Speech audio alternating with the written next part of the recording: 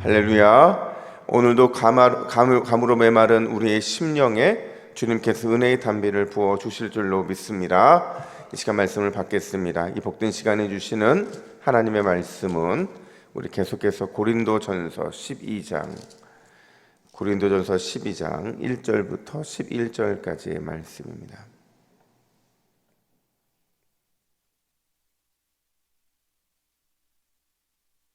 고린도전서 12장 1절로 11절 한 성령이 주시는 다양한 은사라는 제목으로 오늘 말씀을 받겠습니다. 우리 1절부터 11절까지 함께 교독하겠습니다. 형제들아, 신령한 것에 대하여 나는 너희가 알지 못하기를 원하지 아니하노니 너희도 알거니와 너희가 이방인으로 있을 때에 말 못하는 우상에게로 끄는 그대로 끌려갔느니라. 그러므로 내가 너희에게 알리노니 하나님의 영으로 말하는 자는 누구든지 예수를 저주할 자라 하지 아니하고 또 성령으로 아니하고는 누구든지 예수를 주시라 할 수 없느니라. 은사는 여러 가지나 성령은 같고 직분은 여러 가지나 주는 같으며 또 사역은 여러 가지나 모든 것을 모든 사람 가운데서 이루시는 하나님을 같으니 각 사람에게 성령을 나타내심은 유익하게 하려 하심이라.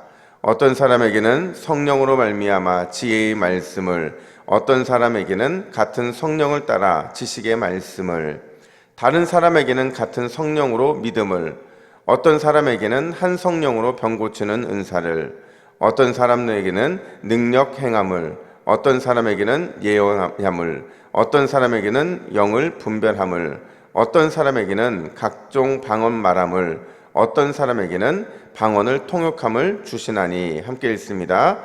이 모든 일은 같은 한 성령이 행하사 그의 뜻대로 각 사람에게 나누어 주시는 것이니라. 아멘. 여러분, 신약시대를 가리켜서 성령의 시대라고 말을 합니다.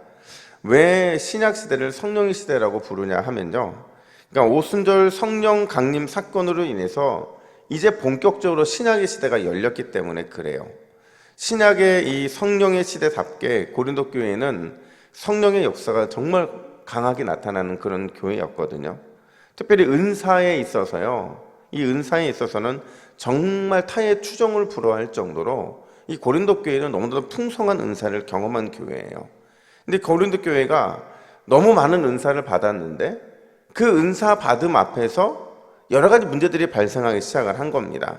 그래서 바울에게 질문을 한 거예요. 이렇게 많은 다양한 은사들이 나타나고 있는데 너무 좋고 또 너무 감사한데 문제는 뭐냐면 이게 다 덕이 되지 않더라는 거죠. 심지어 예배가 잘 진행되지 않더라는 거예요. 바울한테 묻는 거죠. 도대체 이걸 어떻게 하면 좋습니까? 이 은사가 많지만 은사 때문에 발생하는 이 문제들을 어떻게 정리하면 좋겠습니까? 라고 질문을 던지고 있는 거예요. 그러면서 오늘 이 본문에서는요, 바울이 은사를 과연 어떻게 사용해야 옳은 것인지, 그리고 은사를 주신 목적은 또 무엇인지, 그리고 은사를 통해 성령이 어떤 일 하기를 원하시는지를 아주 일목요연하게 정리를 해주는데요. 첫 번째로 성령의 은사는 구별되어야 한다라는 것을 오늘 바울은 말해주고 있어요. 고린도 교회는 자신들이 받은 성령의 은사를 자랑스럽게 생각했어요. 근데 생각만 자랑스럽게 생각한 게 아니라 실제로 자랑하기를 기뻐했다라는 거예요. 그러다 보니까 이 은사가 교회 안에서 무분별하게 과시용으로 등장하기 시작을 한 겁니다. 심지어 예배 시간에도 자기가 받은 은사를 예배 중간에 막 표현하는 일까지 발생하게 돼요. 그러니까 딜레마에 빠지는 거죠. 분명히 은사는 누가 주신 거예요? 하나님이 주셨는데 예배까지 방해가 되는 이 모습을 과연 어떻게 해석해야 되는가, 이런 딜레마에 빠지게 된 거죠. 그런 교회를 향해서 바울이 뭐라고 묻느냐, 우리 2절 말씀을 같이 읽습니다. 2절입니다. 시작. 너희도 알거니와 너희가 이방인으로 있을 때에 말 못하는 우상에게로 끄는 그대로 끌려갔느니라. 아멘. 이게 무슨 말이냐면요, 여러분, 우상 숭배하고 이 은사하고 어떤 관계가 있길래 지금 이런 말을 하고 있냐면, 바울은 이 바른 정의를 좀 내리고 싶은 거예요. 어떤 정의를 내리고 싶냐면 2절 하반절 보니까 우상에게 끌려갔다 이런 표현이 등장을 하거든요. 우상에 끌려갔다는 건 무슨 말이냐면 너희가 지금 경험하고 있는 이 엄청난 이런 어떤 특별한 황홀경 같은 이런 경험들, 이거 이전에 너희가 우상 종교에서도 경험했던 거 아니냐고 묻고 있는 거예요. 뭔가를 막 황홀하게 경험하고 뭔가가 이렇게 뭔가 움직이는 것 같은 영적인 체험들, 이런 것들이 너희가 이방 종교에서도 경험했고 심지어 술을 먹거나 마약을 하면서도 내가 경험했던 게 아니냐는 거죠. 열광적인 음악에 의해서도 경험한 거 아니냐는 거죠. 그러면서 그것과 성령의 역사, 그거를 좀 비교하고 싶은 거예요. 여러분, 세상의 황홀경과 또 성령께서 베푸시는 이 특별한 경험, 이게 차이가 뭘까? 그 차이를 3절은 이렇게 표현하고 있습니다. 우리 3절을 화면 보시고 우리말 성경으로 같이 읽습니다. 시작. 하나님의 영으로 말하는 사람은 아무도 예수는 저주받은 사람이다 라고 말할 수 없고, 또 성령으로 말미암지 않고는 예수는 주이시다 라고 말할 수 없습니다. 아멘. 분명한 차이는 뭐냐면요, 이 세상의 황홀경 속에는 예수 그리스도가 있을까요? 없을까요? 없어요. 근데 성령께서 베푸시는 이 특별한 경험 속에는 예수 그리스도가 있다는 거죠.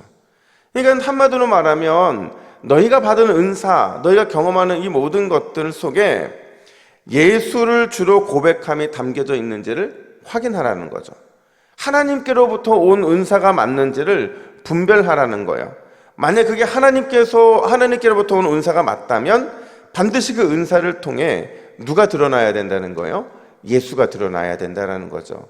그러니까 은사를 행하고 있는 너희가 드러나거나 그 은사를 통해 다른 게 드러나면 절대로 안 된다. 오직 예수님만 드러나고 하나님만 드러내야 된다. 바로 이걸 말해주고 있다는 거예요. 사실 여러분, 우리가 너무 자주 쉽게 쓰는 말 중에 하나가 영계가 참 혼탁하다, 이런 말들을 과거에 우리 믿음의 선배들이 말씀을 많이 하셨어요. 근데 이 영계가 혼탁하다는 게요, 우리가 너무 윤리적으로 잘 살지 못한다, 우리가 너무 이렇게 제대로 살지 못한다, 이걸 말하는 게 아니고요, 영을 분별하는 능력에 있어서 절제하지 못한다, 영을 분별함에 있어서 분별력이 떨어진다는 것을 말해주고 있는 거거든요. 그러니까 우리가 어떤 신비한 체험을 해요. 어떤 그 신비한 체험이 그게 때로는 절대적인 것처럼 그렇게 느껴질 때가 되게 많거든요. 오늘날도요, 여러분, 이 인터넷만 뒤져보면 정말 다양한 이런 역사들이 일어납니다. 어떤 사람들은 뒤로 넘어가기도 하고, 또 어떤 사람들은 정말 알아듣지 못하는 이상한 말로 방언을 하기도 하고, 또 어떤 사람들은 특별한 감정이 생기고, 뭐 다양한 이적들이 많이 나타나는데, 여러분, 그게 전부가 아니라는 거예요. 성령이 여기에 우리에게 은사를 주셨을 때 그 은사가 진짜인지 아닌지를 구별해야 된다는 거죠. 그래서 가장 거룩한 영역이 가장 오염되기 쉽다는 사실을 우리는 잊으면 안 돼요. 우리가 어떤 경험을 했어요? 우리가 어떤 것을 체험을 했어요? 하나님 나에게 은사를 주신 것 같아요? 그럼 뭐가 우리의 기준이 돼야 되느냐? 내 체험과 내 경험이 그걸 통해 예수님이 드러나고 있는가? 예수님이 영광을 받으시는가? 그걸 우리가 점검해야만 바른 이 은사를 받은 것이고, 또 그걸 통해서 믿음이 성숙하고 열매가 맺어지게 된다라는 거예요. 여러분, 저는 우리 동부교회가 은사가 많은 교회였으면 좋겠어요. 셀 수 없이. 사실은 바울이 고린도전서에서 말해주기는 은사뿐만 아니라 다양한 은사들이 다른 서신서에서도 이 교차적으로 등장을 하거든요. 그러니까 이게 무슨 의미냐면 은사 너무 많다는 거예요. 말로 형용할 수 없을 만큼 다양한 은사가 있는데 그 은사를 함에 있어서 가장 중요한 핵심은 뭐냐면 예수님이 드러나는가, 예수님이 영광받고 있는가. 여러분, 우리가 주님 앞에서 내가 경험하는 이 모든 것들을 통해 오직 예수님만이 영광받으시는 그런 삶이 되기를 간절히 축복합니다. 그렇다면 여러분, 바울이 강조하는 두 번째가 있어요. 그게 뭐냐? 은사의 목적을 말해주고 있는데, 왜 하나님께서 성령을 통해 교회에게 은사를 허락하셨는가 하는 거예요. 여러분, 성령께서 왜 은사를 주셨을까요? 어떤 특별한 이유와 목적을 위해 주셨는데, 우리 7절 말씀을 같이 한번 읽어볼까요? 7절입니다. 시작. 각 사람에게 성령을 나타내심은 유익하게 하려 하심이라. 아멘. 여러분, 이 유익하게의 동그라미 치셔야 돼요. 이게 뭐냐면요, 유익하다는 게 뭐냐면, 우리 번역 성경으로 읽다 보니까 단지 그냥 유익하다라고 표현을 했는데, 이걸 제대로 번역하면 이런 거예요. 각 사람에게 성령을 나타내시는 것은 성도 공동의 유익을 위한 것입니다. 이게 원어의 의미예요. 뭐가 포함된 거예요? 공동이라는 단어이잖아요. 그러니까 쉽게 말하면 은사는요, 교회를 위해 주신 거예요. 공동체를 위해 주신 게 바로 은사라는 거죠.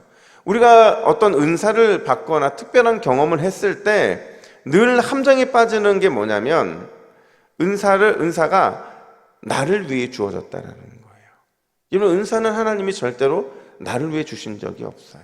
우리를 위해 주셨으면 우리를 위해 주셨지 나를 위해 주시지 않았다는 거예요. 물론 이 은사를 받음으로 인해서, 특별한 걸 경험함으로 인해서 그냥 우리의 믿음이 강화될 때도 있어요. 그리고 각자를 향한 특별한 하나님의 목적과 뜻이 이루어질 때도 있어요.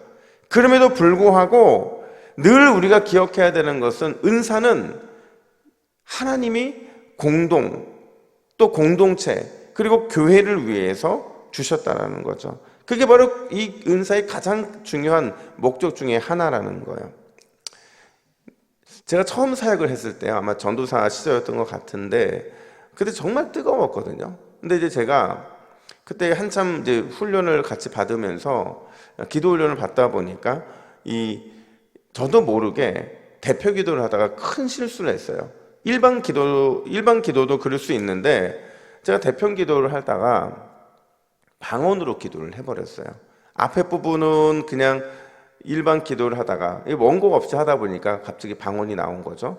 근데 방언으로 기도하고 나서, 이제 기도 끝나고 나서 제 마음이 한편으로는 뿌듯한 거예요. 내가 대표 기도를 어떻게 방언으로 기도하나. 또 한편으로는 찜찜한 거예요. 이게 방언으로 기도해도 되나? 아니나 다를까 이제 예배 끝나고 나서 목사님한테 콜링이 온 거예요. 그래서 목사님이 저한테 엄청 화내죠. 그렇게 화내신 거 처음 봤어요. 왜 화내셨냐면, 이 대표 기도 때 방언으로 기도했다고. 여러분, 그럴 수 있잖아요.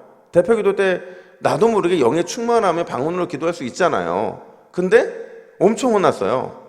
목사님 뭐라고 말씀하셨냐면, 네가 개인적으로 있을 때 방언으로 기도하는 거 괜찮아. 근데 네가 한 방언 기도 때문에 대표 기도에 은혜를 못 받은 사람은 어떡할 건데. 엄청 혼났어요. 그래서 제가 그때 알았어요. 맞다. 모든 은사는 공동체를 위해 주신 것인데, 내가 무분별하게 대표 기도할 때 이 방언으로 기도했구나. 나는 혼날 수밖에 없구나. 근데 그 생각을 하게 됐다는 거죠. 여러분, 교회 안에서는요, 늘 은사가 등장했을 때 그 은사는 모든 것을 조화롭게 만들어야 돼요. 왜냐하면 우리 성령님께서 비상한 역사도 하시지만, 성령의 가장 역사의 근간은 뭐냐면 늘 그냥 이 조화이시거든요. 이 조화를 위해서 모든 은사 중에서 가장 중요한 은사가 뭐냐면 절제의 은사예요. 사랑도 절제가 필요한 것처럼, 이걸 통해서 하나님께서는 공동체를 조화롭게 만드시고 그렇게 세워나가신다는 거죠. 그래서 오늘 본문 이 8절부터 11절에 보면 반복되는 표현이 등장하는데, 같은 성령, 한 성령, 이런 표현이 등장하거든요. 이게 뭐냐면, 한 성령을 통해서 다양한 은사가 나타났는데, 그 다양한 은사는 반드시 공동체와 조화를 이루어야 되고 교회를 건강하게 세우는 역할을 해야 한다라는 겁니다. 그래서 11절은 이렇게 말을 해요. 우리 11절 말씀 같이 읽습니다. 시작. 이 모든 일은 같은 한 성령이 행하사 그의 뜻대로 각 사람에게 나누어 주시는 것이니라. 아멘. 여러분, 한 성령으로부터 출발을 했는데 어떤 은사는 도드라지고 어떤 은사는 도드라지지 못한다? 이거는 건강한 공동체의 모습은 아니라는 거죠.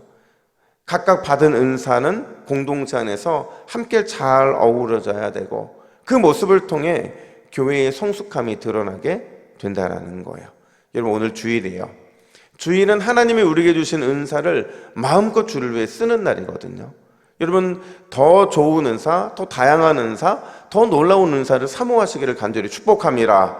동시에 그 은사로 무엇을 섬기기 위해 사용해야 돼요? 교회를 위해, 공동체를 위해, 섬기기 위해, 사랑하기 위해 은사를 사용해야 된다는 겁니다. 여러분, 우리가 이 두 가지를 잊지 않을 때 하나님은 우리를 통해서 교회를 더 교회답게, 교회를 더 아름답고 존귀하게 세워주실 줄로 믿습니다. 우리 화면 보시고 같이 기도의 제목을 읽습니다. 같이 읽습니다. 시작. 주여, 받은 은사를 통해 예수 그리스도만 나타내게 하옵소서. 다양한 은사를 사모하되 내가 받은 은사를 통해 교회의 조화와 섬김의 역사가 일어나게 하옵소서. 아멘. 이렇게 기도하겠습니다. 하나님 아버지, 우리가 오늘도 이 새벽에 주님 주시는 은사를 사모하기를 원합니다. 한 성령께서 베풀어 주시는 풍성한 은사를 누릴 수 있도록 인도하여 주시고, 무엇보다도 은사를 누림에 있어서 오직 예수 그리스도만이 나타날 수 있도록 인도하여 주시옵소서. 교회와 날마다 아름다운 조화를 이루게 하여 주시고, 섬김의 역사가 일어나 교회가 날마다 든든히 세워지는 일에 나의 은사, 나에게 주어져 있는 놀라운 은혜가 사용될 수 있도록 인도하여 주시옵소서. 감사드리며 예수님의 이름으로 기도하옵나이다. 아멘.